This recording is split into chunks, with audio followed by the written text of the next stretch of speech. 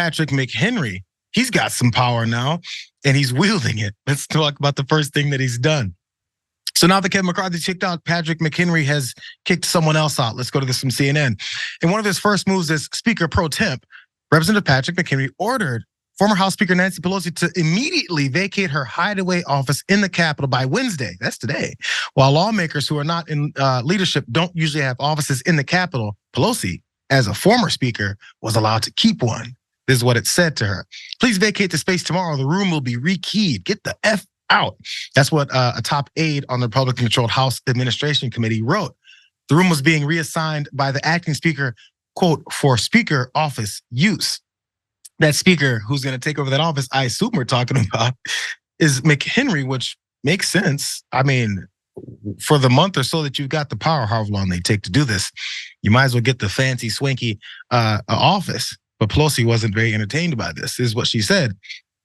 With all the important decisions that the new Republican leadership must address, which we are all eagerly awaiting, one of the first actions taken by the new Speaker Pro Temp was to order me to immediately vacate my office in the Capitol. Sadly, because I'm in California to mourn the loss of and pay tribute to my dear friend Dianne Feinstein, I'm unable to retrieve my belongings at this time. She wasn't done. As Speaker, I gave former Speaker Hastert a significantly larger suite of offices for as long as he wished. Office space doesn't matter to me. Yes, it does. But it doesn't seem to be important to them. But it seems to be important to them, is what she said. Now that new Republican leadership has settled this important matter, let's hope they get to work on what's truly important for the American people. So as you can see, Brett, the thoughts were dripping with sarcasm about how they're not doing anything and we're expecting some kind of work. And this is their first item in order of business. It was a quick picture of this that I think someone took. I saw it on Politico of that office, and people were already thinking of ways, or not thinking of ways, but apparently some movement was happening. And as she pointed out, she's out of town. She's out in California for remembrance of Dianne Feinstein, but immediately kicked out because apparently the offices are normally across the street, and this is some special nice office. I think it's okay for her to be mad about this, and it's also okay for them to do it because that's the power of it. I wouldn't want to be kicked out of my nice office either, but dims the brakes, right? Listen, I think she played this hilariously, and I'm glad it was we're reading the statement instead of listening to her say stuff like this. But I mean, Nancy Pelosi, the guy who did this is wearing a bow tie when he petulantly bangs the gavel because he's so mad his friend lost the job. It's bad petty, right? There's good petty and there's bad petty. Good petty is when you do something horrible that gets to the heart of the person you don't like in a way that's just hilarious.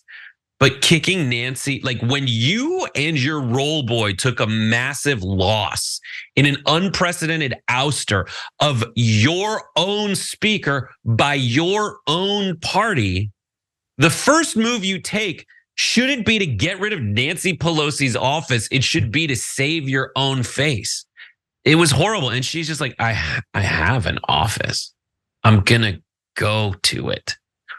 I'm glad that, and she points out how huge a waste of time. And the Democrats have done this time and time again. When they were voting on the shutdown, or when the shutdown was looming before the Democrats bailed out the entire government, these guys also had a freaking impeachment hearing for Joe Biden with no evidence, which was a total disaster for them. The party is in ruins. The only saving grace they have is that Joe Biden isn't very popular. But I wonder how that will affect race by race decisions in the upcoming election, because the incumbent party typically loses seats, but the party whose president is the incumbent typically loses seats in these situations. But I don't know. Trump has been able to convince a lot of people that I just need to get rid of the Trump element in my party on a local representative basis. That's the thought. Who knows if it's going to work? But I guess there's other things they could do. But there was something I was trying to look at where I saw it. But apparently they said there was some rule that was carried over, or a directive from the former speaker, now Kevin McCarthy, who pushed this for Pelosi to kick the F out. I don't know. The blame game is going around and no one's really. 2 years later.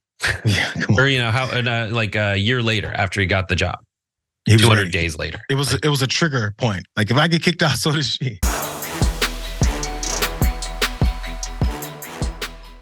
For more political news breakdowns, interviews, stories of activism, and me trying my hardest to care about the occasional big celebrity news story, subscribe to our YouTube channel at youtube.com/thedamagereport.